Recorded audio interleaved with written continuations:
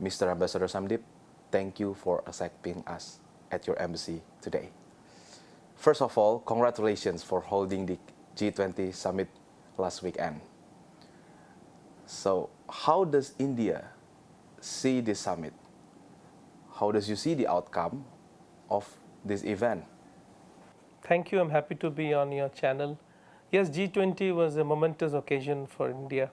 There were a lot of concerns whether we will be able to arrive at a unanimous or a consensual declaration. As you know, geopolitics in the world today is very complicated. But I full credit to our G20 team, to the leadership of Prime Minister Modi.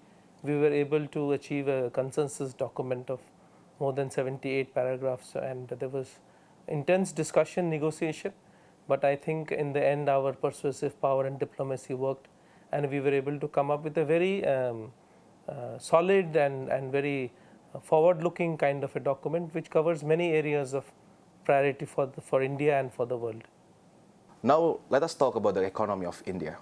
We know there is an exponential growth, 7.8% in this second quarter of this year. So can you explain to us what is the recipe behind this growth? You see, we have been on a high growth trajectory for some time now, and what we have also done in the recent past is that we have come out with certain policies which address several sectors of our economy. We realized that India was becoming largely a services economy, and the contribution of manufacturing to our economy was reducing rather. So the government decided that for any country, this is not the right recipe for growth. And the hard lesson we learned during COVID, when supply chains got disrupted. So the government of India has come out with a policy known as Atmanirbhar Bharat, or self-reliant India. Something like what President Joko Widodo has here of downstreaming. That like Indonesia needs to manufacture, needs to process its own raw materials and not send it in crude form. Similarly, in India we have a policy, as I mentioned before, of Atmanirbhar Bharat, where we have started giving incentives to manufacture in India. So that is showing its impact. We have also got, there have been geopolitical changes in the world. Countries are looking at secure and reliable supply chains. India has been benefiting from that. And over the years, certain policies have been put in place in building our infrastructure. Huge investment in our road, rail, air, civil aviation infrastructure. All these have now started to give results. And on top of that, there has been a great focus on our social sectors. We want been working on people below the poverty line, making homes for everybody, electricity to every home, water to every home, toilets in every home. These kind of programs were there in the past, but they were not effective. Massive digitalization has taken place. Identity program, mobile telephony outreach. 1.1 billion Indians have access to the internet. Direct benefit transfer, billions of dollars of benefits are being transferred to the bank accounts of poor. 500 million accounts have been opened in the last few years. So I think it's not one reason. There is strong focus of the leadership on pulling India up from the bottom, and also supporting industry, economic growth, agriculture, science and technology, manufacturing in India. So I think all these factors have played a big role, and now great emphasis on manufacturing. There is a productivity linked incentive program. Things like iPhone, which we are imported earlier, is now being made in India. And the latest iPhone, which has been launched, you are aware of that. That has been launched with an Indian product. So quite a transformation has taken place in the character of the Indian economy, and I think that is showing. Mr. Ambassador, we acknowledge that India imposed the restriction of exporting non-basmati varieties of rice abroad.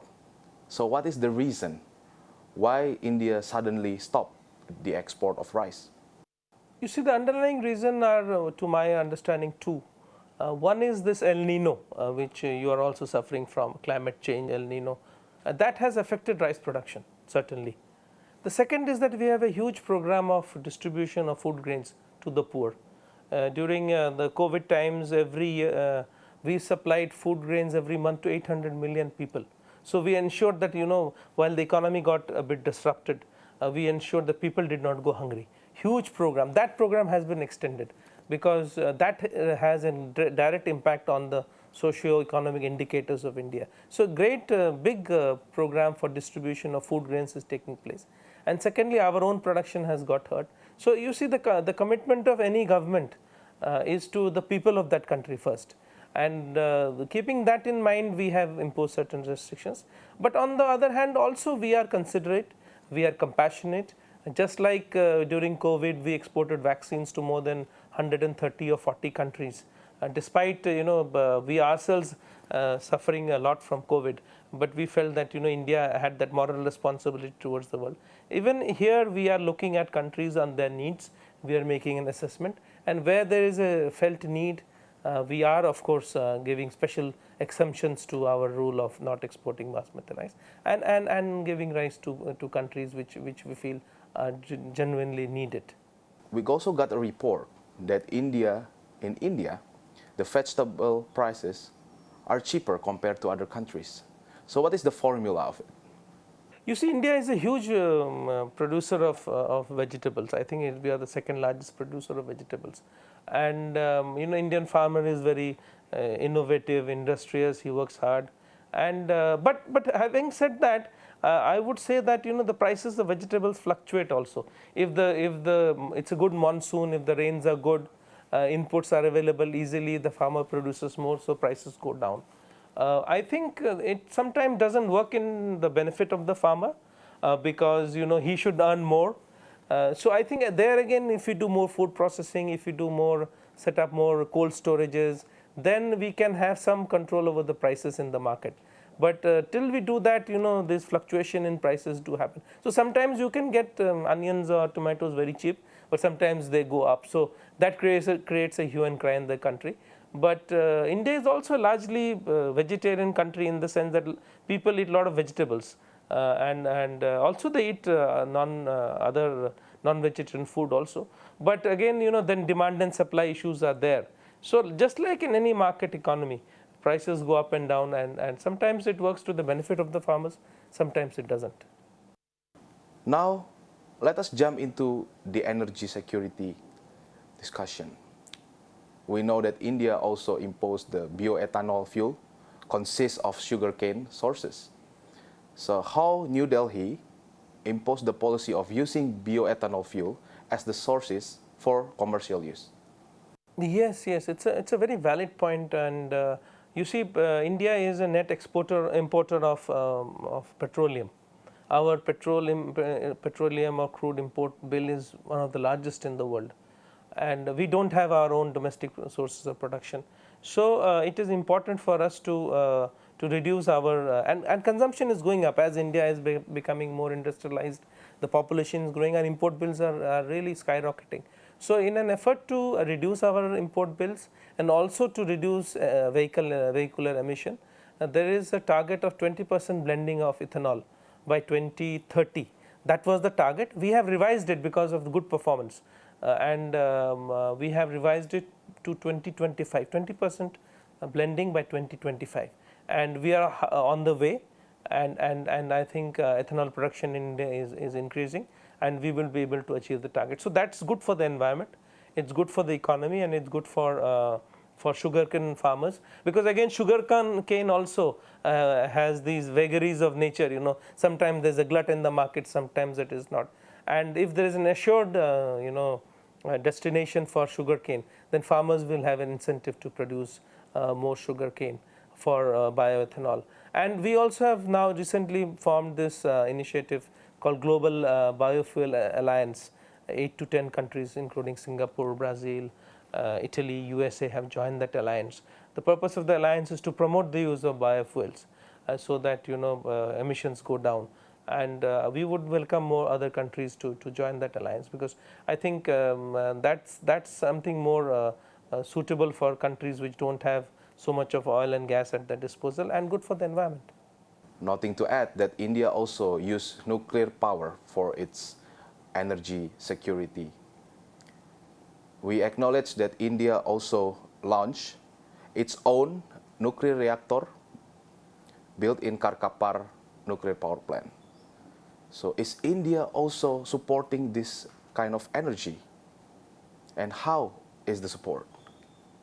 You see, India is pro-nuclear energy, pro-nuclear power, because we don't have gas, we don't have oil, and we don't have, and production of hydroelectricity has environmental issues, and there also the potential is limited. You can't really do much because most of the hydroelectric power has, which is easily accessible, has already been accessed, and the Indian economy needs power. And coal is an option, but it is getting out of fashion.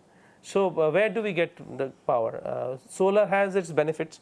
We are going massively on solar, but solar has its limitations in the sense you cannot meet base need of power from base load of power from solar. Wind energy in India is limited. Most of the wind energy onshore has already been tapped. Offshore wind is expensive. So for our base load, we need to depend on nuclear. Nuclear energy has issues, of course. It takes time to set up nuclear power plants. It has environmental issues. So we have to be very careful. You have to acquire a lot of land, and you have to take your communities together. So we are at the moment building more nuclear power plants, and there is a plan to roll out more nuclear power plants. We are also working with France on some projects, with the US, with Russia. But we also have a strong nuclear power industry in India, and we believe that at least a small percentage of our electricity demand has to be met by nuclear. Last but not least, let us talk about the Bharat. As we know, the Prime Minister Modi also used the name of Bharat in the G20 summit. So what is the history? Why India suddenly moved from India to Bharat? What is the underlying history and also the explanation of it? Well, it's a long story, but I would say that India, the Constitution mentions in the first preambular part itself that India, that is Bharat. So India and Bharat has been interchangeably used.